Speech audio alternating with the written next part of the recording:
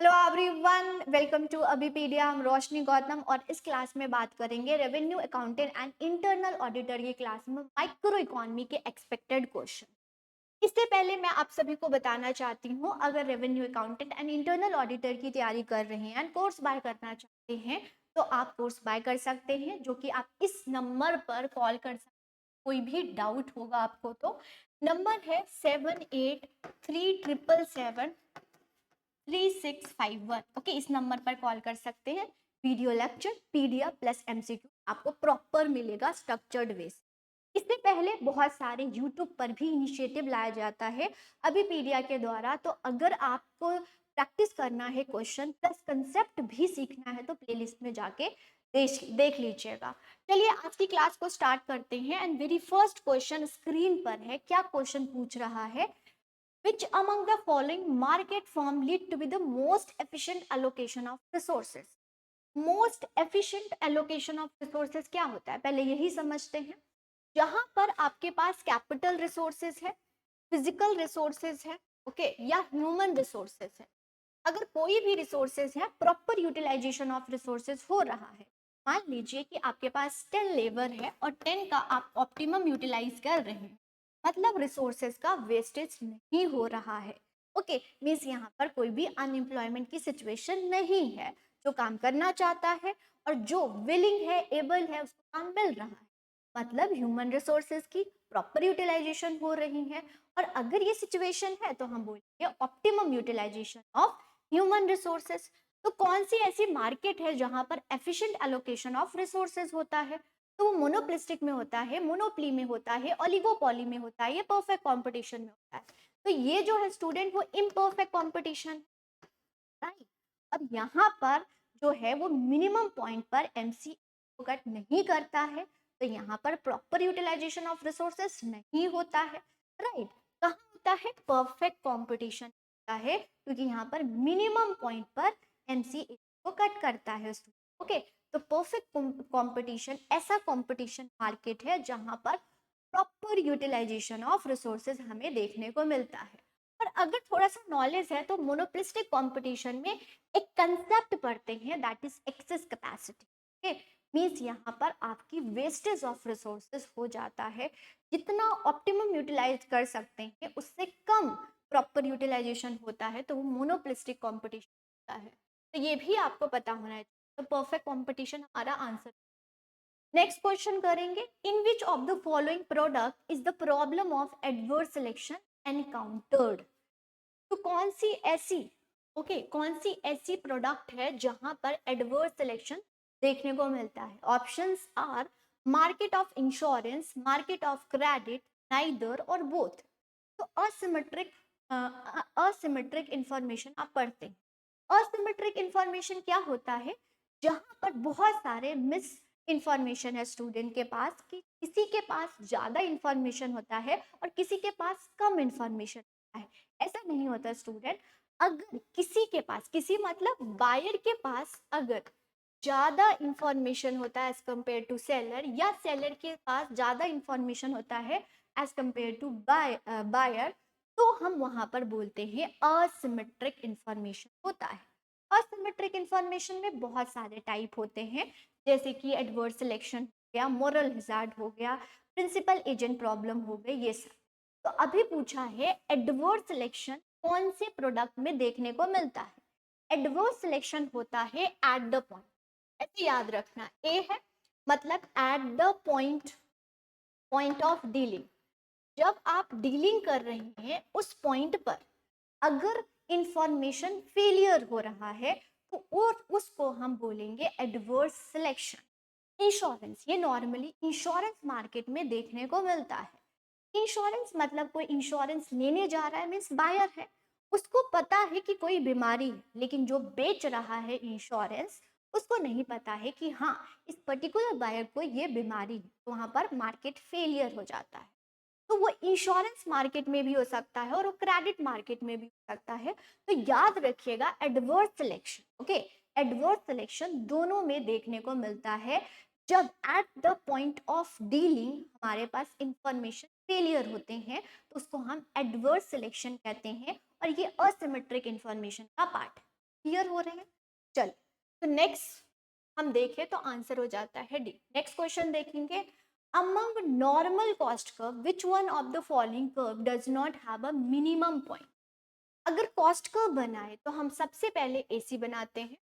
Okay, ये हमारा x axis है, ये वाई एक्सिस है। एसी की बात करें तो सबसे पहले हम बना लेते हैं। इसके नीचे एबीसी होता है, इसका मिनिमम पॉइंट पहले आता है। ये एएफसी होता है, एएफसी होता है, और एमसी, एमसी का सबसे पहले मिनिमम पॉइंट आता है और इन दोनों के मिनिमम पॉइंट से एमसी कट करता है।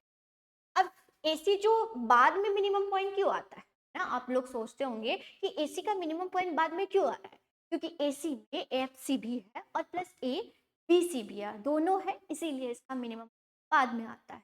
तो अब आपको लग रहा होगा किसका मिनिमम पॉइंट नहीं आ रहा है, तो एकमात्र ऐसा कॉस्ट है जिससे मिनिमम पॉइंट नहीं आता है, that is average fix point. तो आंसर क्या है, डी। क्लियर है? नेक्स्ट क्वेश्चन पर मूव करेंगे, तो एवरेज फिक्स कॉस्ट आ जाता है।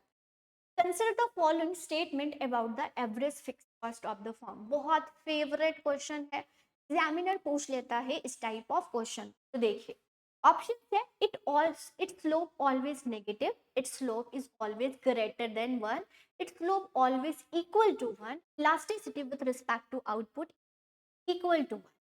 अगर हम एवरेज फिक्स कॉस्ट का डायग्राम बनाए तो ये है ए एफ सी, राइट, ये एफ सी, मतलब कि आपको दिख रहा है ये क्या है, लीनियर पॉइंट। इलास्टिसिटी में आपने पढ़ा होगा दो टाइप ऑफ इलास्टिसिटी, एक होता है लीनियर और एक होता है कर्वी लीनियर। कर्वी लीनियर को हम नॉन लीनियर के नाम से भी जानते हैं, राइट। तो एएफसी आपको कैसा दिख रहा है, एएफसी आपको कैसा दिख रहा है, curvy linear. Okay, curvy linear या नॉन लीनियर बोल दीजिए। और नॉन लीनियर में इलास्टिसिटी क्या होती है, इलास्टिसिटी 1 होती है। हमेशा इलास्टिसिटी कांस्टेंट होता है लेकिन स्लोप डिफरेंट होती है, राइट, स्लोप डिफरेंट होती है, ये होगा। लेकिन ये क्या है, नेगेटिव है ना, डाउनवर्ड स्लोपिंग है, लेफ्ट टू राइट है, तो फर्स्ट और थर्ड हो जाता है, ग्रेटर देन 1, इक्वल टू 1, ये सब नहीं। तो फर्स्ट एंड फोर्थ आंसर तो सी, ठीक है। हमेशा याद रखिएगा एएफसी का इलास्टिसिटी 1 होता है, स्लोप डाउनवर्ड स्लोपिंग होती है, नेगेटिव होती है, वाई क्योंकि डाउनवर्ड स्लोपिंग है। ओके, मतलब इसमें इनडायरेक्ट रिलेशन है, तो 1 एंड। नेक्स्ट क्वेश्चन देखेंगे, विच of the following statement is the correct of normal curve, है ना। तीन टाइप ऑफ कर्व हमें देखने को मिलता है, थ्री टाइप ऑफ कर्व हमें देखने को मिलता है।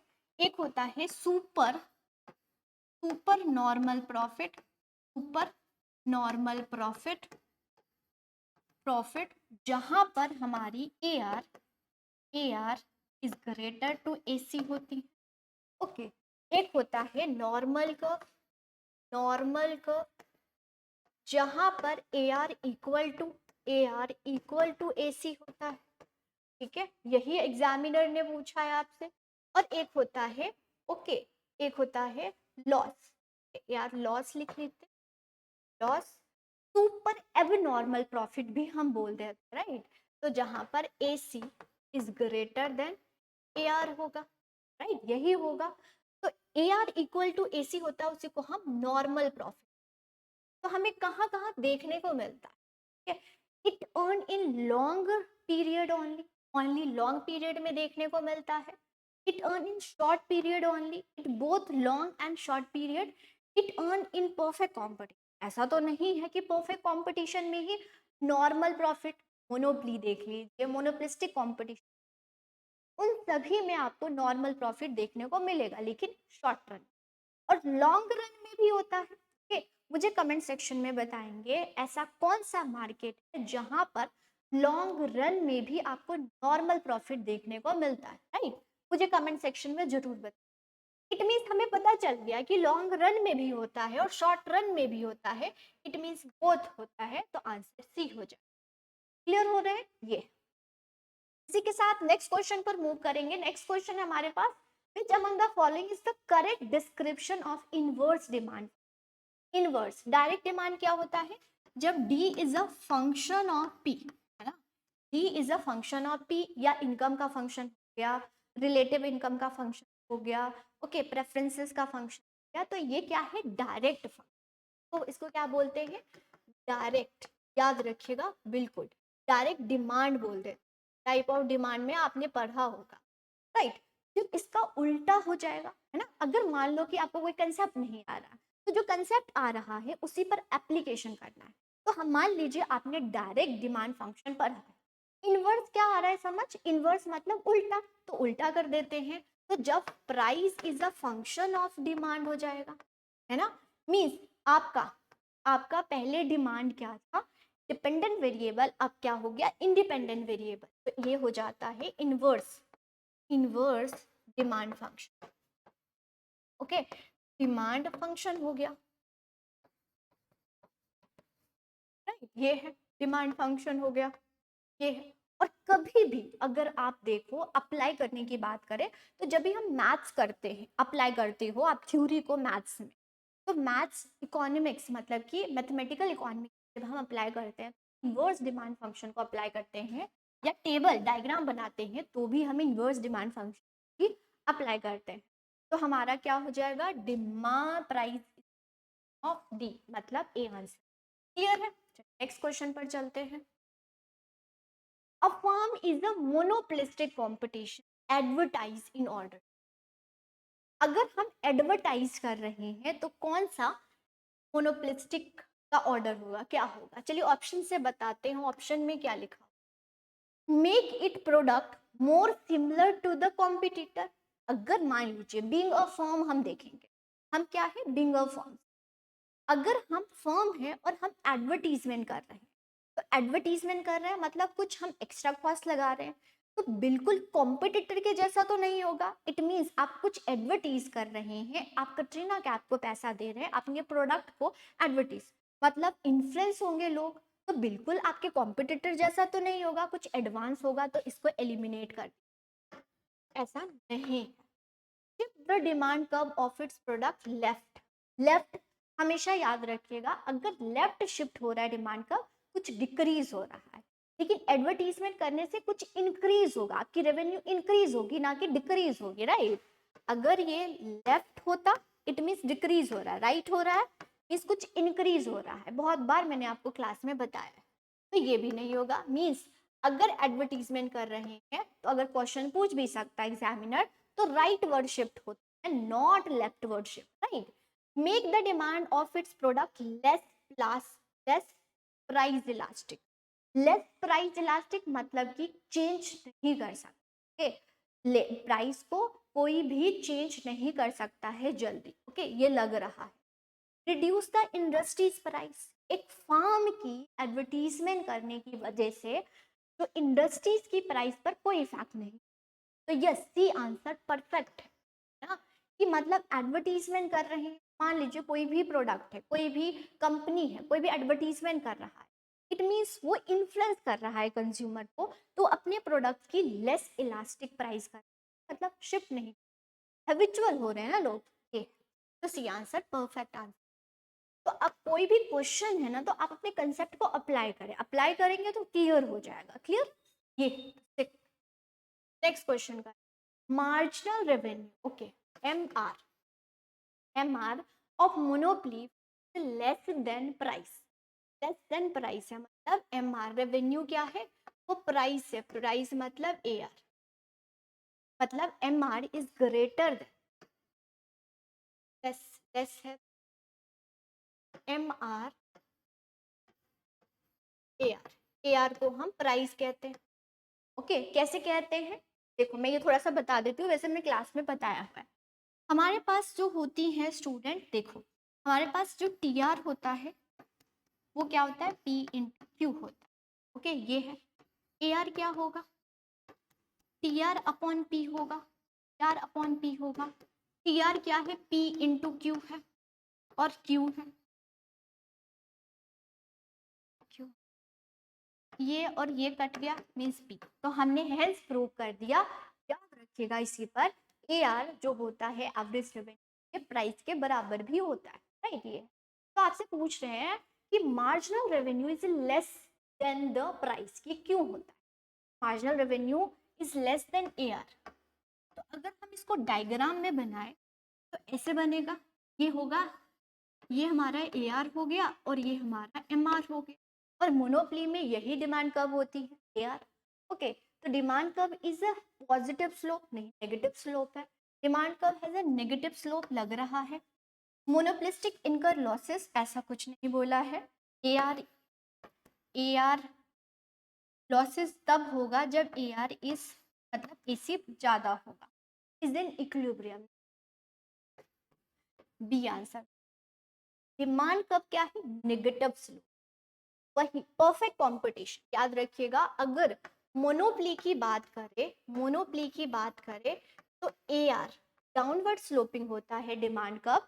परफेक्ट कंपटीशन में डिमांड कर्व पूछते हैं तो वो horizontal to X axis, not industries. Okay, not industries but firm का, इंडस्ट्रीज का नहीं होगा परफेक्ट कंपटीशन, फर्म का होगा। तो ये सब भी आपने याद रखना है। वही मोनोपोलिस्टिक का पूछता है तो डाउनवर्ड स्लोप। क्यों ऐसा होता है? क्योंकि प्राइस, मोनोपोलिस्टिक का प्राइस पर इन्फ्लुएंस होता है, इसीलिए डाउनवर्ड स्लोप, राइट। ये तो नेक्स्ट, ओके, नेक्स्ट क्वेश्चन करेंगे। किंग, किंग डिमांड कर्व क्या होता है? जहां पर डिमांड कर्व दो पोर्शन में डिवाइड हो। कैसे? कैसे, ये मान लो ना, यहीं पर बना लेते हैं। इलास्टिक होगा एंड पहले इन इलास्टिक, मतलब ये portion of demand curve elastic है, इलास्टिक है क्योंकि चेंज हो रहा है। ये पोर्शन इन इलास्टिक, जब दो पोर्शन में हमारा डिमांड कर्व डिवाइड होता है तो उसको हम किंग डिमांड कर्व।